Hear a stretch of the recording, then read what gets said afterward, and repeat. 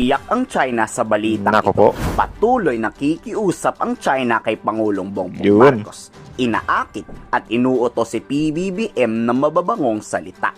Mukhang nabalitaan na kasi ng mga oil companies sa China na legit at napatunayan na ng University of the Philippines na may oil at natural gas sa ilalim ng karagatan sa Manila Trench. Yun, pati Manila Trench ha. So, inggit na inggit sila. Ayun. So, ano kaya yan? Panoorin pa natin.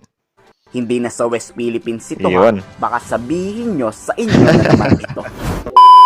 So, ayun. Kumusta mga kanoisy? Welcome back sa ating YouTube channel, Filipinoisy. So, isang magandang balita na naman ito, I guess. Kasi yung pamagat, iyak China kay PBBM. So, ito yung pinakagusto natin, yung umiyak yung China sa Pilipinas. So, again, ang video ito mula kay Melvs Castle. Meron ito pamagat na iyak China kay PBBM. Iaatras na lahat ng barko nila. Hinamon ni PBBM, pauwiin nyo na lahat yan. So, related nga ito sa South China Sea, at ito yung parang hakbang ng ating mahal na Pangulo para maano yung China mauga at yun nga, maiyak. So, again, Melvs Castle, supportahan nyo yan. Original video link nasa description box below. Tapos, syempre, kung trip nyo naman na ganitong reaction video, may kasama kayong manood. Syempre, wag nyo na rin kalimutan subscribe yung YouTube channel natin, Filipinoisy. So, ayun, di na natin ito patatagalin pa. Simulan na natin. Baka agawin pa ng China.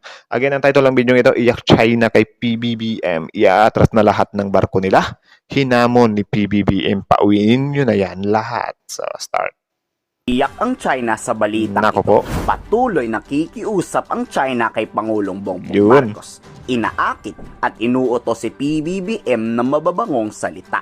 Mukhang nabalitaan na kasi ng mga oil companies sa China na legit at napatunayan na ng University of the Philippines na may oil at natural gas sa ilalim ng karagatan sa Manila Trench. Yun, pati Manila Trench ha. So, inggit na inggit sila. Ayun. So, ano kaya yan? Panoorin pa natin.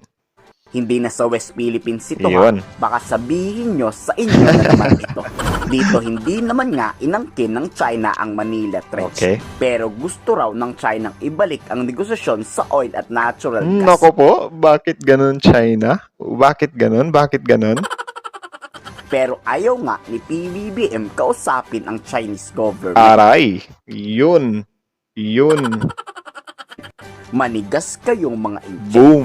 Kilalanin nyo muna na sa amin ng West Philippine Sea, baka raw magka-interest pa si PBBM makipagtransaksyon sa China.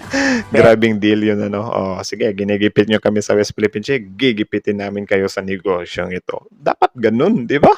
Tuloy. Pero kung hindi aatras ang lahat ng barko ng China, Nako. mananatiling matigas ang puso ni PBBM Nako. na patawarin ang mga Chinese. We cannot Hala. at any point somehow compromise the Na ako guess kasi yung the way si PBBM ba? Parang nai-stress na din kasi siya dito sa China, tapos sa mga ganitong usapin, parang mamagnet-magnet or lalapit-lapit kayo. Ano kayo? Sinuswerte. Tuloy. territorial integrity of the Philippines. Yun. Well, I don't know of any instance where the Philippines has instigated anything. Yun, tama. Dahil sa nangyari nung mga nakaraang linggong mapangahas na pangharas ng China, nasa bansa ngayon ang isa sa Hala. pinakamataas na opisyal ng Estados Unidos, Secretary Anthony Blinken. Nandito para bigyan diin na sa kahit anong gawing pag-atake ng China sa ating bansa, na nanatiling nakaabang ang Estados Unidos para maglunsad ng counter-attack versus China. Nako. Dito Nako. Paano ang China nito, men? Nako po. paniguradong irereklamo na naman to ni spokesperson Wang. Nako. Expected na yun. Halos lahat naman kasi ng utos ni BBBM ay tinutulan ng mga i-check. Tapos sasabihin na naman ng in-check. Kayo, Philippines, ba't kayo naglalaro ng apoy? Gusto nyo talaga na magkagulo? Like, what? 100%. I've bet my bottom dollar. Everything that we do has been subject to Chinese scrutiny. From the Chinese Tama. perspective, we have changed our foreign policy. We expect it.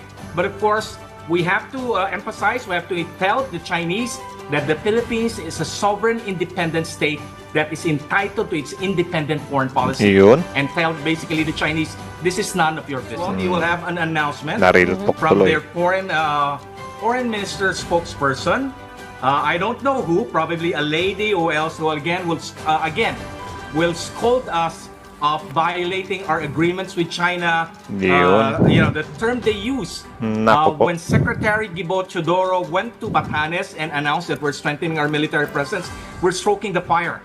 So expect all of those rhetorics again. 'Di ba? Lagi yan. Naglalaro ng apoy. Parati yan. Yan yung sinasabi nila, min. Pero kapag kasi sila yung nangbubuga ng tubig sa atin, ano yun? Porke ba tubig yung binubuga mo, hindi ka na naglalaro ng apoy, China ka? Tuloy. I would be more surprised if the Chinese Foreign Ministry or even Defense Ministry will keep quiet about this. Nako po. Bago pa makausap muli ni PBBM si Secretary Blinken, may nakakatakot na tong babala sa lahat ng bansa. Hala. Na kung ayaw maulit ang World War Nako. II, matutong sumunod lahat kayo sa international law. Mukhang China nga ang pinapatamaan dito. Tama, international law naman talaga yung dapat susundin, min. Kaya nga nagkaroon tayo ng ganyan, 'di ba? Kasi yun, para maiwasan din natin yung mga digmaang pandaigdig. Tuloy. Dahil pilit nilalabag ang batas ng China ang UNCLOS o yung United Nations Convention on the Law of the Sea. All countries, the United States included, Tama. play by the rules. And there is an international order that's evolved over many years. After the Second World War, 2 world wars, countries came together and said, we don't want this to happen again. Tama. And what grew out of that was what we call the International Rules-Based Order, grounded in the United Nations Charter, grounded in international law that grew from there, including, for example, the law of the sea. Kahit magalit ang China sa Pilipinas, wala nang pakidyan ang Administrasyong Marcos. Ayos. Sawa na kasi ang Pilipinas makipag-usap sa China. Tapos sisirain lang ng China ang mga pangako nila. Kayo sa tingin nyo, ano kayang dahilan at pag-uusapan ni PBBM at ni Blinken? May connection ba to sa pagbabanta ni Xi Jinping na military conflict at sea? I-komento sa baba. Meron, of course. Yan naman yung isa sa pinaka-concern ng US at saka ng Pilipinas ngayon eh. Itong pinagagagawa ng China, di ba? So, ayun, mula kay Melb's Castle, supportahan nyo yan, guys. Yung original video link nasa description box below. Go bisitahin nyo, panoorin nyo yung mga videos niya. Sobrang lulupit. At syempre, bago nyo iwan yung channel natin, huwag nyo na rin kalimutan i-subscribe yung YouTube channel natin, Filipino IC. So, yun, kayo, comment down nga kayo sa baba kung ano masasabi nyo dito.